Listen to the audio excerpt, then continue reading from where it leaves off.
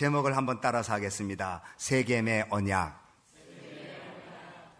여호수아서 24장 오늘 본문은 이스라엘 백성들을 향해서 여호수아가 이제 마지막으로 권면하는 말입니다. 모세도 자기의 사역이 거의 끝날 때쯤 되어서 이스라엘의 12지파를 축복했던 것처럼 이제 여호수아도 가나안 땅으로 인도해낸 여호수아가 이제 자신의 삶이 끝나가는 것을 알고 사역의 마침표를 찍어야 될 때가 오는 것을 알고 권면하는 말씀이 24장입니다. 이것을 가리켜 신학자들은 최후의 설교다, 또 여호수아의 고별 설교다, 또는 임종 설교다 이렇게 불려집니다. 분명한 건 최후인지 임종인지 고별인지에 담겨있는 의미는 대단히 무겁고 그리고 엄숙하다는 사실입니다. 자신의 삶이 끝난다는 사실 앞에서 무겁지 않을 사람 어디 있으며 자신의 삶을 접는다라고 할 때 가볍게 행동할 사람이 어디 있겠습니까? 그래서 우리가 유언이 무거운 것은, 유언을 지키는 것은 그의 삶의 마지막 전하는 말이기 때문에 그것이 무겁고 그것이 진실에 가까운 말이기 때문입니다. 여호수아는 자신의 사역이 마지막으로 돼갈 때 이스라엘 백성들을 세겜 땅으로 모읍니다. 그리고 자신이 마지막 권면을 이스라엘 백성들에게 해줍니다. 본문 1절을 보면 여호수아가 이스라엘 모든 지파를 세겜에 모으고 라고 말했습니다. 당시 이스라엘의 중심지는 길갈이라는 곳이었습니다. 길갈. 그런데 여호수아가 세겜이라는 곳에 온 이스라엘 백성들을 모으도록 하였습니다. 여호수아가 길갈이 아닌 세겜에 이스라엘 백성들을 소집하고 마지막 최후의 임종 설교를 하는 것은 세겜이 주는 역사적 영적인 의미가 있기 때문에 세겜에서 이스라엘 백성들에게 권면하는 것입니다. 종종 역사적 의미를 주는 장소에서 국가적인 일들 또는 개인이 또는 정치적인 행사를 할 때에 역사적 의미를 주는 곳에 거기에서 선언문을 낭독하거나 발표합니다. 얼마 전 한국의 재보선이 끝났지요. 어느 정치인은 국회의원 하셨다가 이제 국회의원이 다시 되려고 국회의원에 출마하는데 출마의 변을 사무실에서 한 것도 아니고 또 아니면 어디 광장에서 한 것이 아니라 현충원에서 했다고 합니다. 할 만한 데가 많은데 왜 자기 사무실에서도 안 하고 현충원에서 했을까? 자신의 출마가 나라와 민족을 위해서 자신의 생명을 다 드린 순국 선열 앞에서 자신의 출마가 나라와 민족을 살린다라고 하는 메시지의 상징성을 주기 위해서 현충원에서 했습니다. 물론 그분은 떨어졌습니다만 현충원에서 했습니다. 이제 세겜을 지나서 이스라엘 백성들이 가나안 땅으로 들어가야 합니다. 이 여호수아는 이스라엘의 12지파를 땅을 분배해 주었고 가나안 땅을 들어가서 정복전쟁을 해야 합니다. 자신들이 정복해야 될 땅은 그냥 주는 것이 아니라 하나님은 들어가게 하시고 들어간 땅을 얻는 것은 하나님을 믿는 믿음과 그들의 수고와 애씀이 함께 있어야 되는 사건입니다. 그러나 가나안에 있는 부족들은 이스라엘 부족보다 더 월등한 무기를 갖고 있고 또 월등한 문화를 갖고 있고 재물도 많고 풍요로움을 갖고 있는 족속이었습니다. 그것을 이스라엘 백성들은 보아왔고 또 그들과 함께 싸워야 되는 부담감을 갖고 있는 상황이었습니다. 더군다나 여호수아는 이제 자신의 삶이 끝나가고 있는 상황이었습니다. 지도자가 없다라고 하는 것은 아무리 무장된 그리고 아무리 마음을 굳건히 해도 흔들리기에 충분한 사건입니다. 이스라엘 12지파는 이제 하나님만 의지하고 하나님 말씀으로 묵장해서 부족들이 주는 저항과 유혹과 그들의 거짓 신을 물리치면서 하나님 약속하신 땅을 정복해야 되는 사명을 갖고 있는 상황입니다. 이런 상황 앞에 놓여있는 이스라엘 백성들 앞에 세겜에서 여호수아는 이스라엘 백성들에게 결단과 그리고 헌신을 요구하는 임종 설교를 합니다. 여호수아가 이스라엘 백성들을 소집한 세겜은 어떤 역사적 영적 의미가 있을까요? 첫째, 세겜은 아브라함이, 이스라엘의 조상인 아브라함이 갈대아우르를 떠나서 처음으로 제단을 쌓은 곳이 세겜입니다. 창세기 12장 6절로 7절에 아브라함이 그 땅을 지나 세겜 땅 모래 상수리 나무에 이르니 그때 가나안 사람이 그 땅에 거주하였더라. 여호와께서 아브라함에게 나타나 이르시되 내가 이 땅을 내 자손에게 주리라 하신지라. 자기에게 나타나신 여호와께 그가 그곳에서 제단을 쌓고, 하나님의 부르심을 받은 아브라함이 이제 복의 근원이 되어서 약속의 땅을 향하여 나가게 되는데, 세겜 땅에 있는 상수리 나무, 도토리 나무 같은 곳에 이르게 되니까 거기서 제단을 쌓고 하나님 앞에 예배를 드립니다. 세겜은 어떤 곳인가? 이스라엘의 조상인 아브라함이 하나님을 만났고 하나님께 처음으로 예배를 드린 예배가 있는 장소였습니다. 두 번째, 세겜은 또 어떤 역사적 영적 의미가 있을까요? 요셉의 뼈를 묻은 곳이 세겜입니다.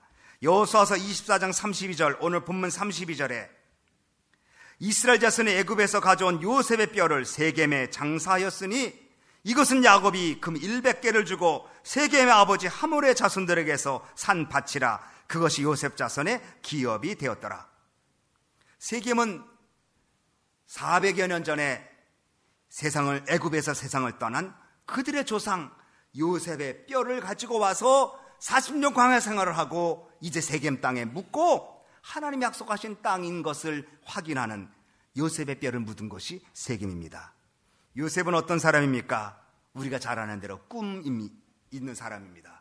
형들은 그를 가리켜서 꿈쟁이라고 말했습니다.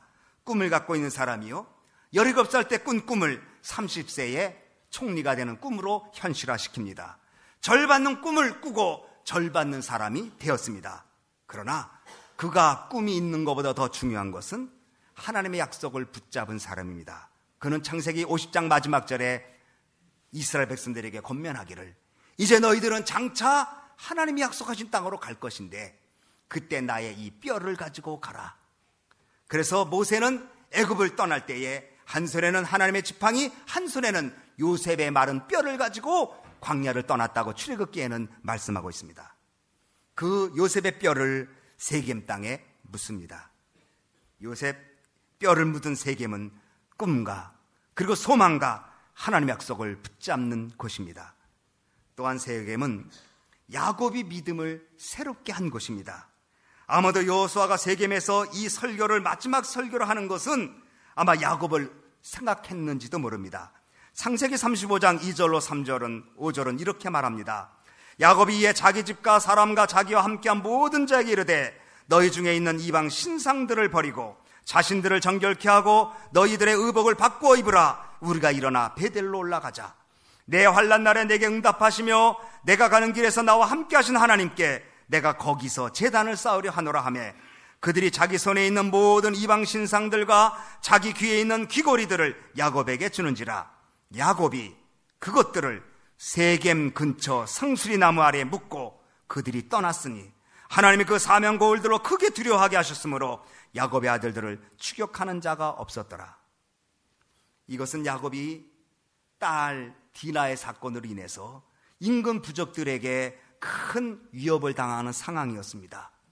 이때 야곱이 자신이 창세기 28장에 처음으로 빈손으로 그리고 지팡이 하나만 가지고 외손촌집 라반의 집을 갈 때에 하나님이 꿈에 나타나셔서 함께 하시는 축복, 그리고 자손의 축복, 땅의 축복을 약속할 때에 내가 다시 돌아와서 이 자리에서 하나님 앞에 기름 붓고 예배를 드리겠다고 약속했는데 까맣게 잊고 있다가 가정적인 어려운 문제, 해결할 수 없는 어려운 문제, 딸의 문제를 놓고서 전전긍긍하다가 해결점을 찾았으니 다시 베들로 올라가자. 다시 하나님 앞에 내가 나와서 내가 하나님의 받은 약속을 새롭게 하자. 그리고 올라가서 베들로 가는 근처에 세겜에다가 우상을 섬겼던 곳, 우상 신상들을 다 꺼내서 땅에 묻어놓고 떠난 곳, 바로 그것이 세겜이었습니다. 바로 이 세겜은 우상 숭배에 더러웠던 것들을 묻어버리고 과거에 부족하고 그리고 하나님 앞에 불충했던 것들을 묻어버리고 새로운 믿음으로 출발하려고 했던 곳, 바로 그 세겜, 바로 세겜이 그러한 곳이었습니다. 바로 세겜에 여호수아는 이스라엘 백성들을 모아놓고 이제 몇 가지 권면을 하는데, 첫째는 이방 신상들을 다 버려라. 너희들이 그동안 이방 신상들을 섬겼던 것들을, 우상을 버려라. 두 번째는 여호와 하나님만 섬기라고 두 가지를 권면합니다. 성경학자들은 오늘 여호수아가 이스라엘 백성들을 세겜 땅에 모아놓고 너희들은 우상을 버리라고 말하고 다시 여호와를 섬기라고 말한 것을 가리켜 언약을 갱신한 사건이라고 말합니다. 언약 갱신, 다시 말하면 약속을 새롭게 한 사건이라는 것입니다. 여러분, 이스라엘 백성들은 어떤 백성입니까? 언약 백성입니다. 이스라엘 백성들은 아브라함으로부터 시작해서 하나님의 약속을 맺은 언약 백성입니다. 어떻게 말하면 이것을 가리켜 선택받은 백성이라고 말할 수 있습니다. 하나님은 아브라함, 그리고 이삭, 야곱, 요셉, 그리고 모세, 하나님은 시내산에서 모세와 더불어 이스라엘 백성들과 언약을 맺습니다. 이스라엘 백성들은 하나님만 섬기고 하나님이 자신의 아버지 하나님이고 자신들은 하나님만 따르게 따라가는 약속을 하고 하나님은 이들을 축복해 하셨다는 약속을 한 언약입니다. 그런데 이스라엘 백성들이 이제 가나안 땅에 들어가는 약속의 성취의 순간에 여호수아는 이 약속을 다시 한번 확인하려고 합니다. 하나님이 주신 약속을 새롭게 하는 것, 이것이 언약 갱신이요, 이것이 우리의 결단이요 믿음의 새로운 것입니다. 여호수아는 여기서 약속하라고 말한 것이 아니라 약속에 대한 응답을 받기를 원한 것이었습니다. 하나님은 우리도 때때로 우리로 하여금 약속을 갱신하기를 원합니다. 하나님께 대한 응답을 새롭게 하기를 원하십니다. 약속을 맺는 것도 중요하지만 더 중요한 것은 약속을 지켜야 되고, 약속을 지키기 위해서 늘 끊임없이 자기 마음을 새롭게 해야 되는 것이 굉장히 중요합니다. 우리는 약속을 쉽게 합니다. 쉽게 잊어버립니다. 우리는 사랑도 쉽게 약속합니다. 그러나 쉽게 잊어버리려고 많은 세상입니다. 하나님은 우리의 맺은 약속을 새롭게 하고 갱신하길 원합니다. 우리는 믿음을 새롭게 하겠다는 결단이 예배 때마다 있어야 합니다. 우리는 약속을 새롭게 할 믿음을 갖는 것을 기도할 때마다 결단해야 됩니다. 저는 이 예배 시간이 언약갱신의 시간이 되기를 바랍니다. 지금까지 하나님이 베풀어 주신 은혜를 생각하고 하나님은 과연 신실한 분인구나 라고 고백하고 그 하나님 앞에 주님을 섬기겠다고 결단하는 것, 언약갱신입니다. 이런 역사적 신앙적 의미가 담긴 세겜에서 여호수아는 이스라엘 백성들과 언약을 갱신합니다. 그것은 말씀드린 대로 두 가지입니다. 하나는 회개와 두 번째는 섬김입니다.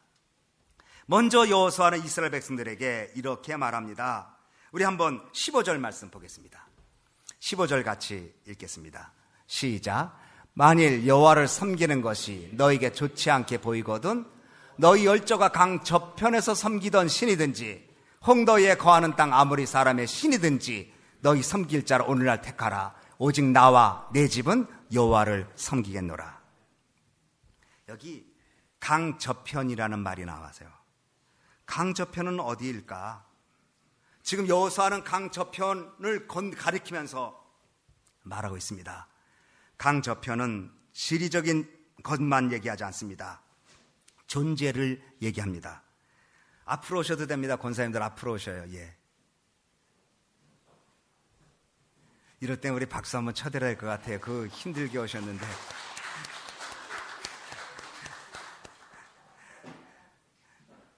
어디까지 했는지 다 잊어버렸어요. 강 저편에 섬겼던 신들을 섬기라고 말했어요. 강 저편은 어떤 것이냐면 우상 섬기던 생활입니다. 불신앙의 생활이요, 세속적인 생활이고, 말씀이 없는 생활이고, 제자리 걸음의 생활이고, 방황의 생활, 소멸의 생활을 말합니다. 강 저편과 이쪽은 엄청난 차이가 있습니다. 우상을 숭배하는 생활과 하나님을 믿는 생활, 불신앙과 신앙, 세속적인 생활과 영적인 생활, 어둠의 생활과 밝음의 생활, 제자리 걸음과 주와 동행하는 생활, 소멸과 영생, 이렇게 큰 차이가 강 저편과 이 편에 있습니다. 강 저편은 무엇일까요? 우상 숭배하는 곳, 우상을 숭배하는 존재, 하나님을 섬기지 않는 자신의 존재를 가리켜 강 저편에 있는 존재라고 말합니다. 오늘 본문에는 강 저쪽이라는 말이 2절, 14절, 15절, 3절 많이 나옵니다. 오늘 우리는 강 저편에서 바라보고 있는데 혹시라도 여러분은 강 이쪽에 있으면서도 강 저편에 있는 삶을 살고 있지는 않는지를 살펴봐야 합니다. 두 번째, 여호수아는 섬기라는 말을 반복해서 했습니다. 여호와만 섬기라! 너희 조상들이 강 저편 갈급에 섬기던 신들은 치워버리고 여호와를 섬기라. 데살로니가전서 1장 9절에 우상을 버리고 하나님께 돌아와서 사시고 참되신 하나님을 섬기라. 요한일서 5장 21절 자녀들아 너희 자신을 지켜 우상에서 멀리하라. 여러분, 여기서 자녀라고 말하고 형제라고 말하고 백성이라고 말할 때는 안 믿는 사람이 아닙니다. 믿는 하나님의 백성들인데 우상이 있다는 거예요. 하나님의 자녀들인데 우상을 섬기고 있다는 거예요. 오늘 그러면 그 우상은 무엇일까요? 하나님보다 더 소중하게 여기고 그것 때문에 하나님을 소홀히 하는 것, 그것이 우상이라고 말해요. 세상 사람들은 번쩍번쩍 보이는 다른 이방 신들을 우상을 하고 생각하지만 예수 믿는 사람들이 갖고 있는 우상은 하나님보다 더 사랑하는 것, 그것이 우상입니다. 그래서 팀 켈러 목사님은 이 세상은 거짓 신들의 세상이라고 그렇게 불렀습니다. 그 우상이 명예일 수도 있고 인기일 수도 있고 돈일 수도 있고 사람일 수도 있고 내가 사랑하는 직장일 수도 있고 사랑일 수도 있고 그것들을 하나님 다음으로 옮겨 놔야 된다는 것입니다. 언젠가 말씀드렸죠. 제가 목회를 좋아하고 성도들을 사랑하고 그러는데 정말 내가 하나님을 사랑하는 마음으로 목회를 하는가, 아니면 내가 목회가 좋아서 목회를 하는가, 이런 질문을 해본 적이 있어요. 예수님께서 베드로에게 사역을 맡기실 때 다른 거 확인하지 않았어요. 너 능력이 많은가? 너 손재주가 있는가? 너 아니면 뭐 할 수 있는가라고 물어보지 아니하시고 내가 나를 사랑하느냐? 내 양을 먹이라? 내가 나를 사랑하느냐? 내 양을 치라. 내가 나를 사랑하느냐? 내 양을 먹이라고 말씀하셨어요. 여호수아는 이스라엘 백성들에게 너희는 하나님의 백성인데 강 저편에 있는 우상들을 섬겨서는 안 된다. 혹시라도 강 저편에 있는 우상을 섬기지 않을지라도 너희 속에 있는 우상들을 하나님보다 더 사랑하는 것들이 있다면 그것을 제해버리고 진실로 하나님만 섬기라고 말하고 있습니다. 그러면서 15절 마지막 절에 오직 나와 내 집은 누구를 섬기겠다고요? 여호와를 섬기겠노라. 우리도 오늘 예수님만 섬기겠다고 해야 돼요. 오늘날 택하라. 내일 택하는 것이 아니라 지금 택하는 것입니다. 언약의 갱신은 내일 하는 것이 아니라 지금 하는 것입니다. 하나님을 섬기는 것은 내가 안정된 다음에 하는 것이 아니라 힘들고 어려운 이 순간에 하는 것입니다. 오늘 하는 것이고 지금 하는 것이고 하나님 부르실 때 하는 것입니다. 우리는 하나님을 섬기기 위하여 이 땅에 왔습니다. 오직 나와 내 집은 여호와를 섬기겠다고 말했습니다. 왜 여호수아가 오직 나는 여호와를 섬기겠다고 말해도 부족하지 않을 텐데 나와 내 집은 여호와를 섬기겠다고 했을까요? 우리의 가정이 하나님을 섬기는 가정이 안 되면 다른 것을 섬기게 되어 있습니다. 이 세상은 섬기는 것이 내가 택해서 그리고 내가 필요해서 되는 것이 아니라 필연적으로 다가오게 되어 있습니다. 내가 하나님을 섬기지 않으면 반드시 다른 것을 섬기게 돼 있고 내가 하나님을 절대적으로 섬기면 다른 것들을 멀리할 수 있게 되어 있는 것입니다. 여러분의 가정, 하나님만 섬기는 가정 만들어야 합니다. 믿음의 가정이 되도록 해야 되고 믿음의 유산이 이어져야 되고 하나님 기뻐하는 가정으로 세워져야 합니다. 여러분은 지금 쉽게 생각할지 모르겠어요. 여러분의 자녀들이 교회에 오거나 신앙생활을 하는 것이 그렇게 안 하는 것이 부담이 안 될지 모르겠어요. 그러나 정말 뼈저리게 우리 아이들이 믿음을 가져야 될 텐데 생각할 때가 올 수 있다는 거예요. 암브로시우스는 어거스틴의 어머니 모니카가 어거스틴이 그렇게 방탕할 때 그렇게 기도하는데도 응답이 없어서 찾아갔어요.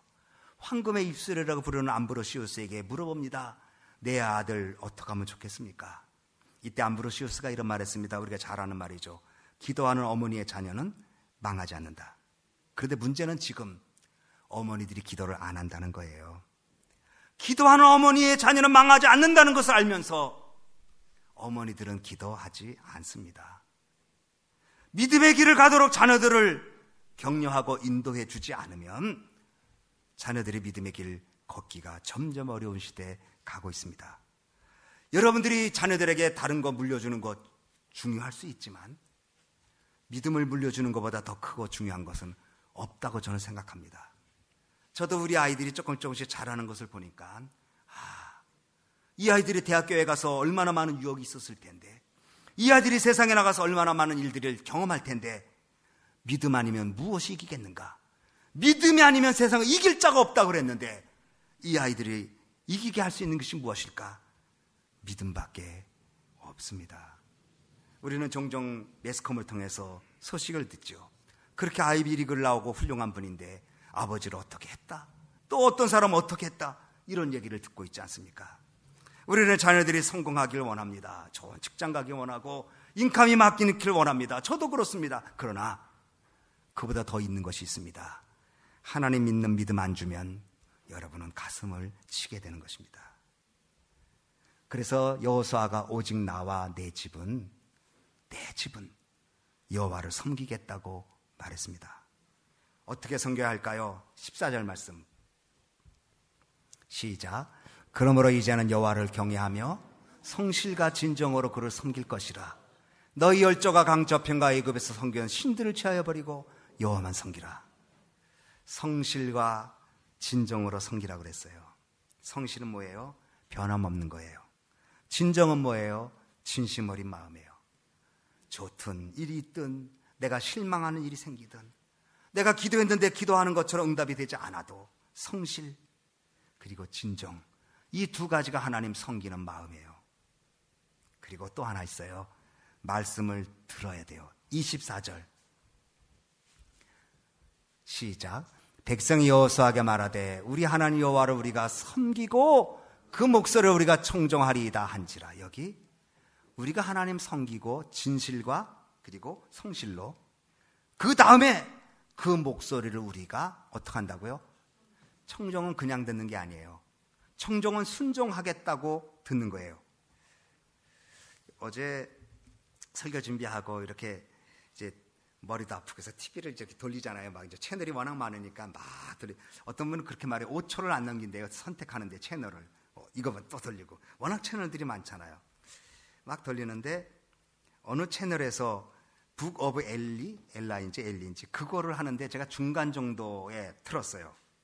제가 얘기를 들었거든요. 이 영화가 굉장히 크리스찬적인 메시지를 주는 영화라고 그래요. 못 봤어요. 그런데 우연히 틀으니까 나와서 이거 머리도 식힐 겸 그래서 한 반 정도 이제 보게 됐어요. 2010년도의 영화인데 굉장히 메시지를 주는 영화로 이렇게 인정받았다고 그래요. 이것은 내용은 뭐냐면 주인공 엘리가 책을 하나 갖고 있는데 그 책을 아기는 뺏으려고 하고 그 주인공은 이 책을 서쪽으로 어느 지역에 가서 갖다 놔야 돼요.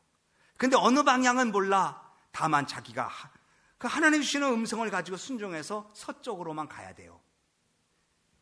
그런데 가면서 여러 우여곡절을 겪는데 그 성경을 뺏으려는 자는 카네기라는 자예요. 영화 얘기인데 이 사람은 그 지구가 많이 폐허된 그 상황 속에서 사람들을 돈과 그 힘과 지식으로 그들을 휘어잡고 있다가 더 큰 세계의 재건을 위해서 무엇이 필요할까? 돈과 지식과 그리고 무력, 힘 말고 새롭게 세상을 재건할 수 있는 그것은 무엇일까? 그것을 성경인 걸 알았어요. 그런데 이 성경은 그 지구에 하나밖에 없는데 바로 엘리가 갖고 있는 거예요. 그러니까 이 엘리를 잡아서 성경을 갖자. 그래서 그 사람을 추적하는 과정에서 벌어지는 이야기부터 제가 봤어요. 인류의 종말이 닥치자 참혹한 현실을 받을 수 없던 인간들이 하나님 원망했고 막 성경 무태웠어요. 영화 얘기예요. 한 권의 성경이 남았는데 그것을 엘리가 어떻게 얻었는지 제가 앞에 못 봐서 모르겠어요. 엘리가 얻고 서쪽으로 이 성경을 전달해 주러 가는데 돈과 무력과 지식과 사람을 회유해서 지배하고 있는 케네기라고 하는 사람이 자기가 가지고 있는 것보다 더 큰 것이 온 세계를 새롭게 재건할 수 있는 것이 있는데 그것이 바로 성경이다. 이것을 알고 이 성경 가진 엘리를 잡으려고 추적하는 과정이 있는 이야기가 북 오브 엘리예요. 2010년도에 나왔어요. 이 영화는 역설적으로 성경이 한 권밖에 없는데 성경을 찾는 거예요. 오늘 우리는 성경이 집안마다 10권 이상 있는데 성경 안 찾아요. 거기에 나오는 대사 중에 하나님은 나의 목자시니 믿음은 보이지 않는 것을 보게 한다. 대접받고자 하는 대로 남을 대접하라. 이런 성경을 반복하고 얘기해요. 그리고 기도해 주는 장면이 영화 나와요. 물론 영화예요. 그렇지만은 선과 악의 대결에서 악으로 등장하는 카네기라는 사람이 이 사람도 성경의 위력이 얼마나 큰지를 알고 성경을 찾으러 가는 이 아이러니, 악인도 성경이 얼마나 큰 능력이 있는 줄 알고 성경을 찾으러 가는 이 아이러니. 여러분, 하나의 영화이지만 여기서 주는 메시지 정말 우리가 봐야 합니다. 우리 사랑하는 소망교회 귀한 식구들, 가정의 달입니다. 제가 그래서 이 설교를 준비했어요. 하나님을 진실과 성실함으로 섬기세요. 그리고 하나님을 섬길 때 하나님 말씀 멀리하고 섬기지 마세요. 끝없이 하나님 말씀을 가까이 하는, 그리고 청종하는 과정 속에 언약이 새롭게 되고 새로운 약속을 부여잡고 하나님의 사람으로 살 수 있다는 사실이 오늘 본문의 말씀입니다. 바라기는 여러분의 자녀들, 또 저희 온 우리 소망교회 식구들의 자녀들이 믿음을 전수받고 믿음의 후계자가 되고 믿음의 승리자가 되어 하나님의 말씀을 청종하고 주님을 섬기는 이 시대에 일꾼들이 다 되어지는 축복들이 우리 교회로부터